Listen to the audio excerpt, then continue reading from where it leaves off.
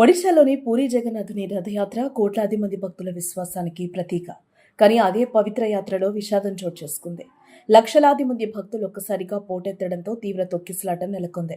ఈ ఘటనలో ఒక భక్తుడు ప్రాణాలు కోల్పోగా 100 మందికి పైగా అస్వస్థకు గురయ్యారు. అసలు ఏం జరిగిందంటే, ప్రపంచవ్యాప్తంగా ప్రసిద్ధి చెందిన పూరీ జగన్నాథుని రథయాత్రకు ప్రతి ఏడాది లక్షలాది మంది భక్తులు తరలివస్తూ ఉంటారు. ఈ ఏడాది కూడా తెల్లవారుజాము నుంచే పూరీ వీధులన్నీ కూడా భక్తులతో కిక్కిరిసిపోయాయి. జై జగన్నాథ్ నినాదాల మధ్య రథయాత్ర అంగరంగ వైభవంగా ప్రారంభమైంది. అయితే భక్తుల రద్దీ ఊహించని దానికంటే భారీగా పెరగడంతో పరిస్థితి ఒక్కసారిగా అదుపు తప్పిపోయింది. ఒకే సమయంలో వేలాది మంది ముందుకు కదలటంతో తీవ్రమైన తొక్కిసలాట చోటు చేసుకుంది. దీంతో అక్కడున్న భక్తుల్లో భయాందోళన నెలకొన్నాయి. ఈ ఘటనలో ఒక భక్తులు మృతి చెందినట్లు అధికారులు ధృవీకరించారు. అంతేకాదు 100 మందికి పైగా భక్తులు స్పృహ తప్పడం, అస్వస్థకు గురి కావటం జరిగింది.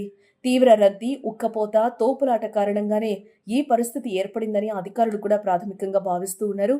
సమాచారం అందుకున్న వెంటనే పోలీసులు, విపత్తు నిర్వహణ బృందాలు, వైద్య సిబ్బంది రంగంలోకి దిగారు. గాయపడిన వారిని, అస్వస్థకు గురైన వారిని వెంటనే సమీప ఆసుపత్రులకు తరలించి చికిత్స అందించారు. పరిస్థితిని అదుపులోకి తీసుకొచ్చేందుకు అదనపు భద్రతా బలగాలను మోహరించారు. భారీ సంఖ్యలో భక్తులు ఒక్కసారిగా ఒకే ప్రాంతంలోకి చేరుకోవడం, ముందుకు వెళ్లేందుకు అందరూ ఒకేసారి ప్రయత్నించడం వల్ల ఈ ఘటన జరిగి ఉండొచ్చని అధికారులు చెబుతూ ఉన్నారు. ఘటనపై పూర్తి వివరాలు సేకరిస్తున్నామని, అవసరమైన విచారణ చేపడతామని వెల్లడించారు. పూరీ రథయాత్ర ప్రపంచంలోని అతిపెద్ద ఆధ్యాత్మిక వేడుకల్లో ఒకటి. ప్రతి ఏడాది లక్షలాది మంది భక్తులు పాల్గొంటారు. ఇంత భారీ స్థాయిలో జరిగే కార్యక్రమాల్లో భక్తుల భద్రత కోసం మరింత కట్టుదిట్టమైన ఏర్పాట్లు అవసరమనే చర్చ మరోసారి తెరపైకొస్తోంది. పవిత్రమైన రథయాత్రలో చోటు చేసుకున్న ఈ విషాదం భక్తులను తీవ్ర దిగ్భ్రాంతికి గురి చేస్తుంది.